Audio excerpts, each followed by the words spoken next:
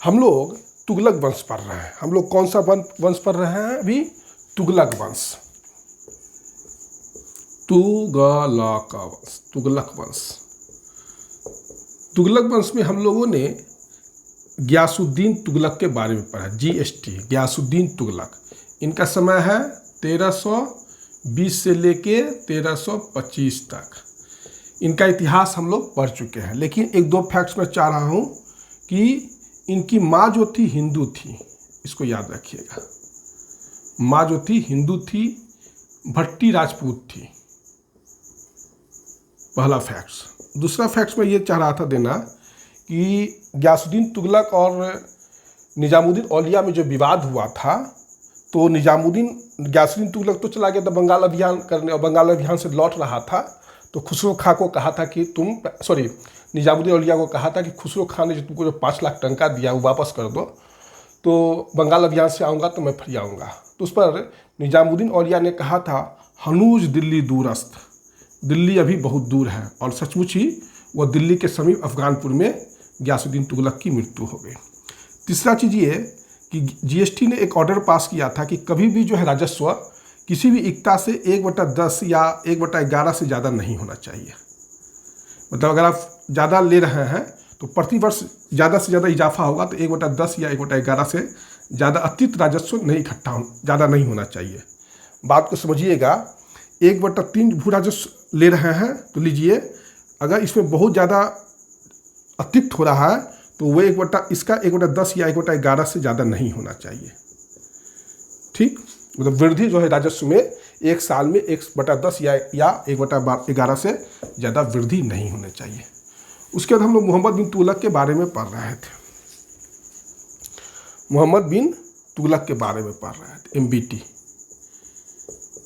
MBT का जो राजमुंदरी अभिलेख है उसमें इसे दुनिया का खान कहा गया है। दुनिया का सुल्तान हमने कह दिया था कल, उसको मैं वापस लेता हूँ। इसमें MBT को दुनिया का खान कहा गया है। MBT ने एक सोना का सिक्का चलाया था जिसको दिनार कहा जाता है।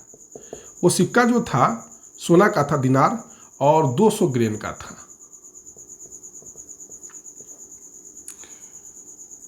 और चांदी का सिक्का जो है 140 ग्रेन का था, और इसको अदली कहा जाता था।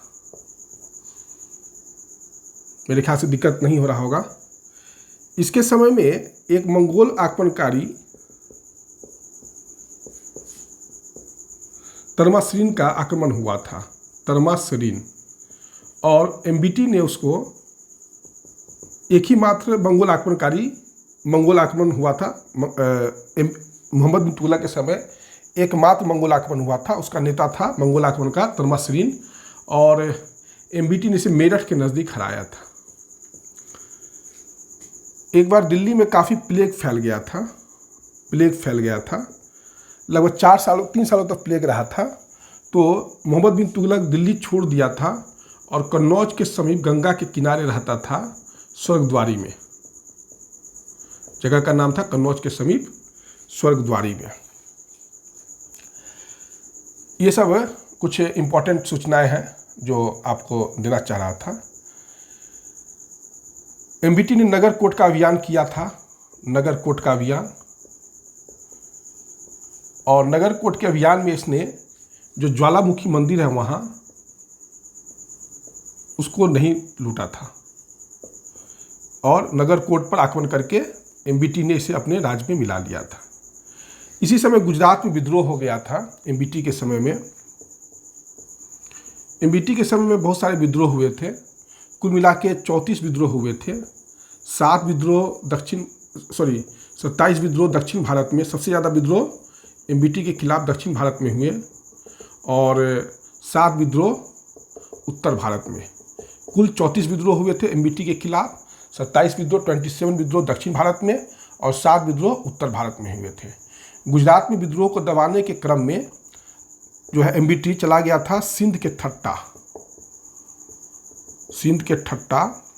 वहीं गोडाल एक जगह है, उसी गोडाल में, ठट्टा में गोडाल एक जगह है, वहीं पर 1351 AD में MBT की मृत्यु हो गई। एक इतिहासकार है बदायूनी, अब्दुल कादिर बदायूनी, वो कहते हैं कि जब एमबीटी की मृत्यु हुई तो लोग कहने लगे कि प्रजा को शासक से मुक्ति मिली और शासक को प्रजा से मुक्ति मिली। इस स्टेटमेंट को याद रखिएगा। बदायूनी ने मोहम्मद बिन तुगलक की मृत्यु पर कहा था कि शासक को प्रजा से मुक्ति मिली और प्रजा को शासक से मुक्ति मिली। इस समय कुछ इंपॉर्टेंट विद्रोह हुआ था, जैसे कि दक्षिण भारत में गुस्सास्प का विद्रोह हुआ था। उसके बाद मुल्तान में बरहाम किस्लू का विद्रोह हुआ था। ये सब जो है कुछ इम्पोर्टेंट विद्रोह है। और भी विद्रोह हम पढ़ाएंगे, लेकिन अभी इतना ही याद रखिए जो परीक्षाओं में आपके लिए इम्पोर्टेंट है। इस प्रकार से एमबीटी चाहे मोहम्मद बिन तुगलक का शासन समाप्त हो गया। एमबीटी के बाद जो शासक बने वह थे फिरोज शाह तुगलक।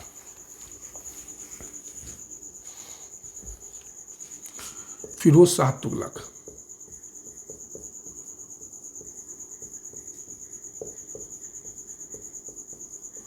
शाह तुगलक का समय 1351 से 1388 तक था। यह कल्याणकारी निरंकुश शासक था।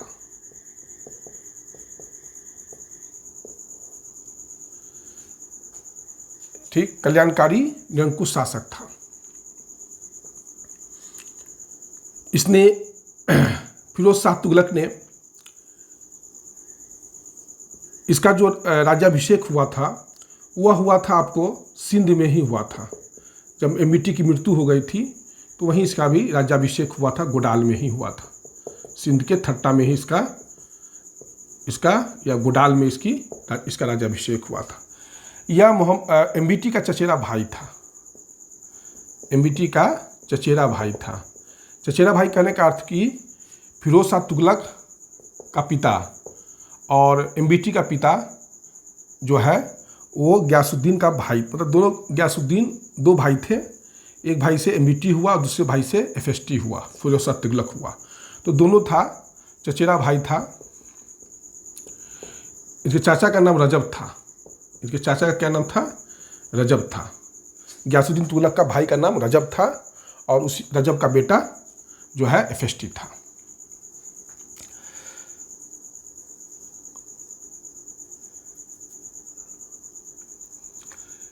फिरोज शाह तुगलक ने जो है कुल 23 प्रकार के उस समय कर थे, टैक्स थे, उसको समाप्त कर दिया और 4 प्रकार का टैक्स वसूलना शुरू कर दिया। कौन कौन टैक्स लिया? जजिया, जकात, खराज और खुम्स। पहले 23 प्रकार के टैक्स थे कुल। तो फिरोज शाह तुगलक ने कुल 4 ही प्रकार के टैक्स लिए जो शरीयत के अनुसार था। जजिया तो पता ही होगा कि किससे लिया जाता था, तो गैर मुस्लिमों से लिया जाता था। जकात क्या था? एक धार्मिक कर था जो मुसलमानों से लिया जाता था। खराज क्या था? भू राजस्व था जो हिंदुओं से लिया जाता था। और खुम्स क्या था? लूट में धन का हिस्सा। जजिया जो है भारत में सबसे पहले 712 एडी में लिया गया, मोहम्मद बिन कासिम ने लिया। और इसने ब्राह्मणों को मुक्त कर दिया था मोहम्मद बिन कासिम ने। और लंगड़ा, लूला, औरत जो काम नहीं कर सकते थे उनको जजिया से मुक्त कर दिया था और ब्राह्मणों को भी मुक्त कर दिया था। जजिया जो है गैर हिंदुओं से तो लिया ही जाता था, यहूदियों से भी लिया गया, अंग्रेजों, ईसाइयों से भी लिया गया। ऐसी बात नहीं है कि सिर्फ हिंदुओं से लिया गया, यहूदियों से भी लिया गया और ईसाइयों से भी लिया गया। और जजिया जो देते थे उसको जिम्मी कहा जाता था। फिरोज शाह तुगलक ने क्या किया कि ब्राह्मणों पर भी जजिया कर लगा दिया। अकबर जो जब शासक बनता है तो जजिया कर समाप्त कर देगा 1564 ईस्वी में। और फिर जब औरंगजेब शासक बनेगा तो क्या करेगा? जजिया जो है फिर से लगा देगा औरंगजेब। लेकिन औरंगजेब जो है जजिया सभी से वसूलता है, लेकिन मेवाड़ से नहीं वसूलता है। मेवाड़ जो राज्य है राजपूताना में, उससे नहीं वसूलता है। उसके बाद शासक बनते हैं फर्रुखसियर। फर्रुखसियर जो है जजिया को शुरू में तो समाप्त कर देता है, लेकिन अपने शासन के अंतिम समय में जजिया फिर से लगा देता है। और फाइनली जो है मोहम्मद शाह रंगीला जो है जब शासक बनते हैं तो भारत से मुगल शासक जजिया को फाइनली समाप्त कर देते हैं। तो यह है जजिया के बारे में कुछ इंपॉर्टेंट सूचना। तो जजिया क्या है? ज़कात जो है धार्मिक कर है और ये मुसलमानों से लिया जाता था, और ये गरीब अमीर मुसलमान जो है अपने आमदनी का 2.5% जो है वो देते थे अपने ही मुसलमान धर्मों को। खराज जो है हिंदुओं से लिया जाने वाला भू राजस्व था, और खुम्स लूट का माल का हिस्सा। तो इस्लाम में नियम है कि जब लूटा हुआ धन होगा तो 80% जो है ये सैनिक का हो जाएगा और 20% राज्य का हो जाएगा। तो इस्लाम में इसलिए काफ़ी लोग बढ़ चढ़ के युद्ध में भाग लेते हैं, क्योंकि सैनिकों का जो लूट का हिस्सा है वो 80% है और राज्य का हिस्सा 20% ही है। तो इस अलाउद्दीन खिलजी ने इसको उलट दिया था, इसको 20% कर दिया था सैनिक का हिस्सा और राज्य का हिस्सा कर दिया था 80%। अलाउद्दीन खिलजी ने फिरोज शाह तुगलक ने फिर उसे सैनिकों का हिस्सा 80% कर दिया और राज्य का हिस्सा 20% कर दिया। फिरोज शाह तुगलक ने जो इम्पोर्टेंट काम किया वह यह कि एक ब्राह्मण को जिंदा जला दिया, क्योंकि वो धर्म का प्रचार कर रहा था और मुसलमानों का एंगेस्ट कर रहा था।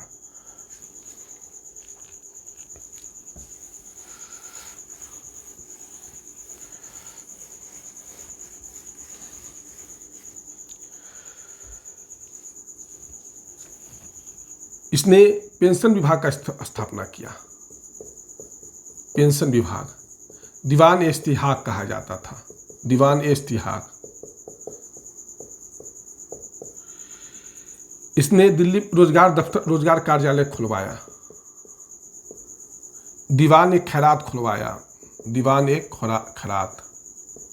दीवान ए खैरात में होता था कि गरीब लोगों को यह जो है औरतों को चाहे किसी को भी धन देता था कि अपना काम कीजिए। लड़कियों के शादी के लिए मैरिज ब्यूरो खुलवाया था। सार्वजनिक निर्माण विभाग खुलवाया था, सार्वजनिक निर्माण विभाग खुलवाया था। इसने दास विभाग भी खोला, दास विभाग। इसको दीवान ए बंदगान कहा गया, दीवान ए बंदगान कहा गया। और इसके पास लगभग फिरोज शाह तुगलक के पास 1,80,000 दास थे। तो ये एक प्रकार से बहुत सारे ऐसे कार्य किया है जो लोक कल्याणकारी कार्य किया है, लोक कल्याणकारी कार्य किया है।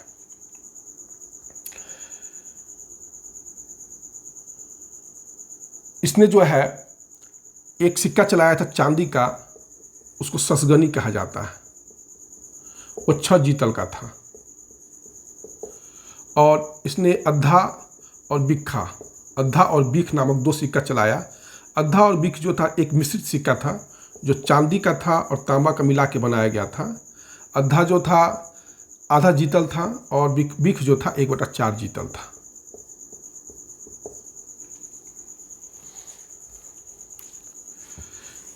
इसके समय में फारसी के बहुत सारे ग्रंथ लिखे गए। फिरोज शाह तुगलक खुद भी बहुत पढ़ा लिखा व्यक्ति था, उसने भी 2 ग्रंथ लिखा था। फारसी भाषा में फिरोज शाह तुगलक ने फुतवाते फिरोज शाही लिखा था, फुतवाते फिरोज शाही लिखा था। और एक इम्पॉर्टेंट किताब है सीरत ए फिरोज शाही, लेकिन इसका लेखक कौन है ये पता नहीं है। इसका दरबारी कवि बरनी था, जिसने 2 फारसी भाषा में ग्रंथ लिखे थे, फतवा ए जहादारी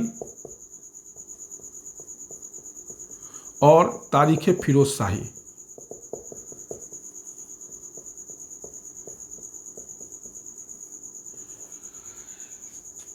इसने जो है नगर कोर्ट का अभियान किया था। नगर कोर्ट का अभियान एमबीटी ने जीत लिया था, फिर भी ये नगर कोर्ट का अभियान किया था। और कहा जाता है कि नगर कोर्ट का अभियान करने के पीछे कारण था कि बंगाल में इसने 2 बार अभियान किया था और दोनों बार असफल हो गया था। तो इसी फ्रस्ट्रेशन में इसने नगर कोर्ट का अभियान किया। एमबीटी ने नगर कोर्ट का अभियान तो किया, जीता भी, लेकिन ज्वालामुखी मंदिर को नहीं लूटा। इसने क्या किया, ज्वालामुखी मंदिर को लूट लिया और वहाँ के बहुत ब्राह्मणों को मारा। और जो मुख्य मंदिर है, मूर्ति है, उसमें से पत्थर उठा उसको जो है गाय के मांस में मिला के ब्राह्मणों को जो है गले में तावीज के रूप में उसको सॉरी माला के रूप में पहना दिया गया। बहुत काफ़ी यहाँ पर फिरोज शाह तुगलक ने गलत काम किया, लेकिन खैर, लेकिन यहाँ से उसने 1300 संस्कृत ग्रंथों को जो है लूट के ले गया और फिर इसको दलायते फिरोज शाही नाम से संस्कृत फारसी भाषा में अनुवाद करवाया। दलायते फिरोज शाही ये आयुर्वेद की पुस्तक है। इसका अनुवादक जो था फारसी भाषा का वो अलाउद्दीन था, अलाउद्दीन था। कहीं कहीं अपाउद्दीन भी मिलता है, तो आप लोग घबराइएगा नहीं। दलायते फिरोज शाही का जो अनुवादक है फारसी भाषा में, जो 1300 संस्कृत ग्रंथों का है, वो दलायते फिरोज शाही नाम से किया गया है। यह आयुर्वेद की पुस्तक है। तो कहीं कहीं मिलता है कि अनुवादक जो है अलाउद्दीन है और कहीं कहीं अपाउद्दीन है, तो इसमें कोई दिक्कत की बात नहीं है। इसने FST ने जो है एक और गलत काम किया था। जाजनगर उड़ीसा का अभियान किया था और जाजनगर के जो जगन्नाथपुरी का जो मंदिर है, मूर्ति है, उसको समुद्र में फेंक दिया था। इसने भी एक कुछ गलत काम किया था। समुद्र जो जाजनगर जो उड़ीसा में जो जगन्नाथ मंदिर है उसका मूर्ति को समुद्र में फेंक दिया था इसने। तो ये सब कुछ इसके कुछ उदाहरण मिलते हैं।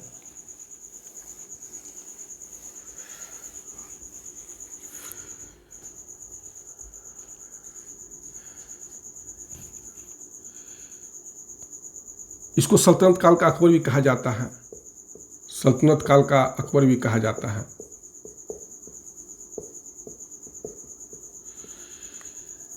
इसके समय में इसका जो एक वजीर था उसका नाम था ख्वाजा हिशामुद्दीन, ख्वाजा हिशामुद्दीन। उसने राज्य की आय का कुल आकलन किया तो पता चला 6 करोड़ 75 लाख टंका राज्य की वार्षिक आय, 6 करोड़ 75 लाख टंका राज्य की वार्षिक आय है। लेकिन आपको आश्चर्य होगा कि इसके समय में एक मुख्य सेनापति था, उसका नाम था बशीर। उसकी कुल आय 13 लाख टंका थी। 13 करोड़ टंका थी, सॉरी। मतलब राज्य की आय से दुगुना इसके पास, वार्षिक आय से दुगुना पैसा था राज्य बशीर के पास, जो उसका सेनापति था। और ये भी सेनापति जो था पहले एक साधारण सैनिक हुआ करता था। इसने जो है सैन्य विभाग को वंशानुगत बना दिया, इसने सैन्य विभाग को वंशानुगत बना दिया। और इसके बारे में कहा जाता है कि खुद ही जो है एक सैनिक को एक टंका दिया सोना का और कहा कि जाके जो सैन्य विभाग का कर्मचारी है उसको जाके तुम घूस दो। तो कहीं ना कहीं ये सैन्य विभाग में भ्रष्टाचार को बढ़ावा दिया इसने।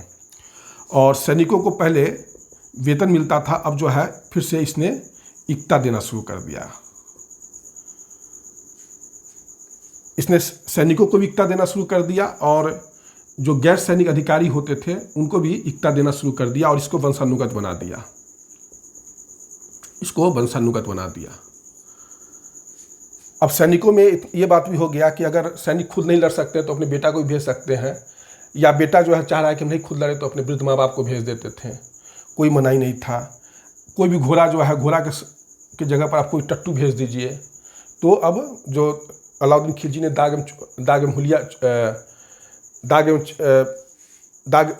एवं हुलिया प्रथा शुरू किया था, उसको इसने शिथिल कर दिया। यह है फिरोज शाह तुगलक के बारे में कुछ इम्पोर्टेंट जानकारी।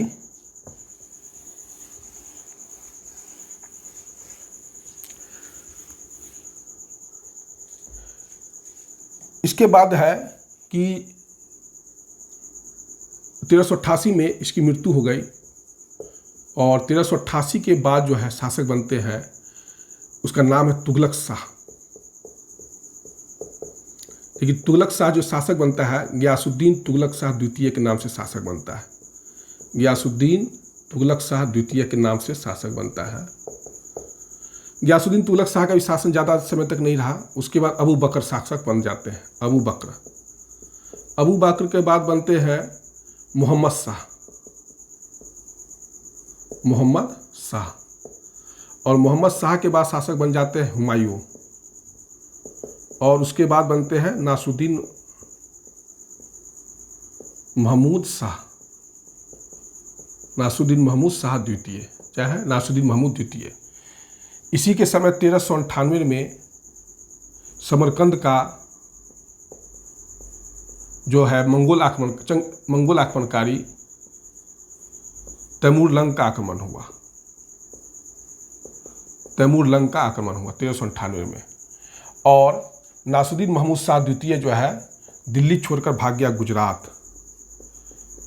यह जो है लगभग दिल्ली में तैमूर लंग 15 दिन तक रहा। इसका लंग नाम इसलिए पड़ा क्योंकि यह एक पांव से लंगड़ा था और दिल्ली को इसने 15 दिन तक लूटा। जब दिल्ली से ये जा रहा था तो दिल्ली को धन शून्य और जन शून्य दोनों कर दिया, धन से भी समाप्त और जन शून्य भी कर दिया। और इसने एक व्यक्ति खिज्र खां को दीपालपुर, लाहौर तथा मुल्तान का सूबेदारी दे दिया, चाहे रक्षा का भार दे दिया। वही दीपालपुर जिसका रक्षा का भार कभी अलाउद्दीन खिलजी ने गियासुद्दीन तुगलक को दिया था, याद होगा, मैंने पढ़ाया था। और इस प्रकार से 1414 AD में जो है नासिरुद्दीन महमूद शाह तुगलक द्वितीय ये तुगलक वंश के अंतिम शासक थे। और इस प्रकार से 1414 AD में यह वंश समाप्त हो जाता है और फिर इसका स्थान सैयद वंश ले लेते हैं। इस तरीके से तुगलक वंश आपका समाप्त हो गया। अब हम लोग सैयद वंश के बारे में पढ़ेंगे। ठीक है, आप लोग वीडियो को लाइक कीजिए, सब्सक्राइब कीजिए। हो सकता है कि तुगलक वंश पर एक वीडियो मैं और बनाऊं, एक एडवांस वीडियो, जो अगर किसी भी प्रकार का प्रश्न आए तो आपको दिक्कत नहीं परीक्षा हॉल में हो। और लेकिन ये वीडियो से भी आपका काम अच्छा से चलेगा, काम बन जाएगा, कोई दिक्कत नहीं है। ठीक है, इसी के साथ मैं ये वीडियो समाप्त कर रहा हूँ। नेक्स्ट वीडियो में फिर आपसे साथ